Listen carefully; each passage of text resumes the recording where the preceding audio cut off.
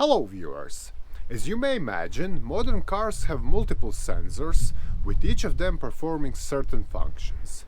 And one of the lesser known sensors that serves a critical role in protecting your engine is the knock sensor. But what does it do? How to tell if it's not working as it should, and more importantly, how much will it cost to replace it? Well, that's exactly what we're going to find out in this video.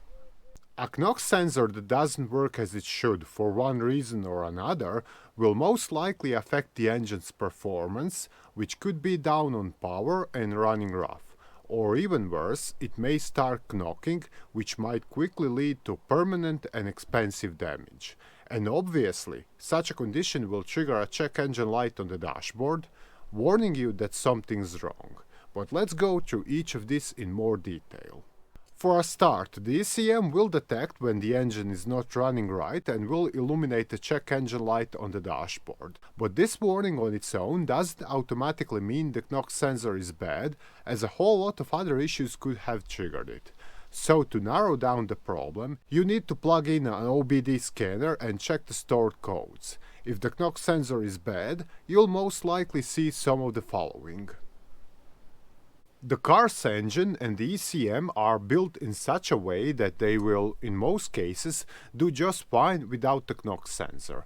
Still, this situation can lead to engine knocking or pinging in rare cases, which can cause serious damage to the engine's internal components within seconds. I'll explain what pinging exactly is a bit later, as this is definitely something you want to spot and avoid. Another thing you're likely to notice as soon as the knock sensor gives up is poor acceleration. This happens because the ECM, not knowing whether the knocking is happening or not, reduces the engine's outputs to prevent any potential damage. Besides this protective role, this function also helps reduce overall emissions to stay compliant with the EPA standards when the knock sensor is out of action. Now obviously, if the engine's power output is reduced, not only will this affect the car's acceleration, but it will also affect its top speed and overall torque it gives when you put your foot down. Again, that's because the ECM is now using some default values for the knock sensor readings, and by doing so, it doesn't achieve the engine's full potential. And lastly, we have the fuel economy, which takes a hit every time the engine isn't running optimally. To put it simply, if the knock sensor is bad, the ECM won't be able to set the injection and ignition timing in a way that makes every drop of gas burned efficiently. Even more, because the car is down on power, you'll probably be pressing the throttle harder, which further increases fuel consumption. Now, this drop in fuel economy probably won't be super noticeable, but you might see a drop by a few miles per gallon. The knock sensor's job is to check for abnormal noises that may appear during the combustion, which are known as knocks or detonations, and indicate a deeper problem within the engine that requires immediate attention. What this sensor does is, it quite literally listens for specific sounds that appear if this happens, and when it does, it triggers the check engine light and reduces overall engine performance to protect it. While this is a useful safety feature when something goes wrong, it can also make troubleshooting a bit frustrating, as you'll see the exact same symptoms when the knock sensor is bad and when the engine actually does develop a knock. That's why you need to rule out a potential engine knock before determining that you have a faulty knock sensor. Otherwise, you might be replacing a sensor that's doing exactly what it's supposed to do. Keep in mind that not all knocks are loud, so if you don't know what you're looking for, it might be better to have the car checked by an experienced mechanic. The knock sensor needs to hear what happens inside the engine, meaning it has to be somewhere on it. In most cases, you'll find it somewhere on the engine's block or on the cylinder head, as these are the locations where the sounds and vibrations are the most noticeable. In some cars, though, the knock sensor will be bolted somewhere on the intake manifold. Because of the wide variance in knock sensors' locations, it's best to have an idea of what you're looking for before starting. A good way to do this is by looking your vehicle's specific knock sensor on parts site before trying to track yours down.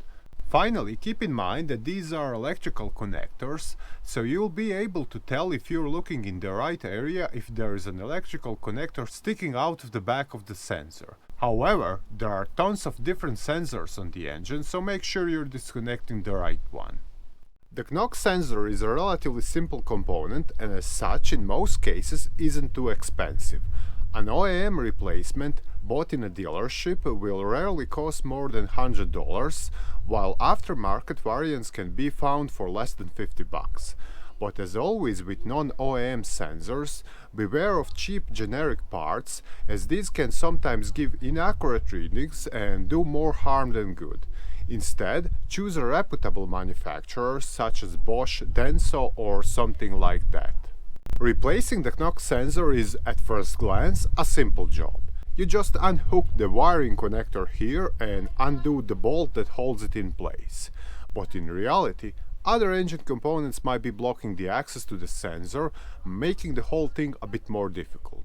For instance, if I were to replace it here, I'd have to remove the whole intake manifold, which involves disconnecting all wiring, hoses and fuel lines that are in the way.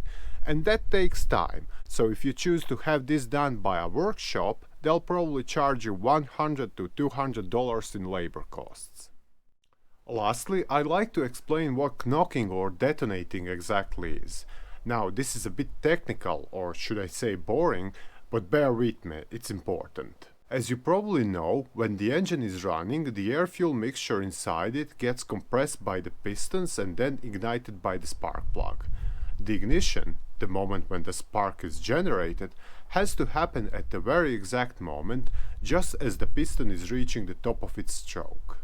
Knocking, which is also called detonation or pre-ignition, is when the air-fuel mixture ignites on its own while being compressed, before the plug generates a spark. This means the piston, which is still going upwards, has to compress a rapidly expanding gas, and that puts enormous strain on it, as well as the cylinder walls and the cylinder head itself, often damaging them. From the driver's point of view, you'll notice the engine is creating a prominent knocking or pinging sound instead of running smoothly.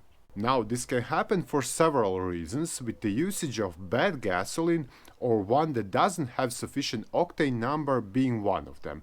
This value, 91, 93 or 95, represents the fuel's ability to withstand the compression without igniting on its own. Other possible causes include carbon buildups inside the combustion chamber, which effectively increases the compression ratio, incorrect valve timing, lean fuel mixture, or having wrong spark plugs fitted. So that would be all about the knock sensor, what it does, how to tell if it's bad, and how much will it cost to replace it. I hope this video was helpful, and if so, don't forget to hit that like button and share it with your friends. But if your car is still not running right, a whole lot of other things could be causing the issue. So to continue troubleshooting, check out other videos here or visit our site mechanicbase.com for detailed automotive repair guides. Bye!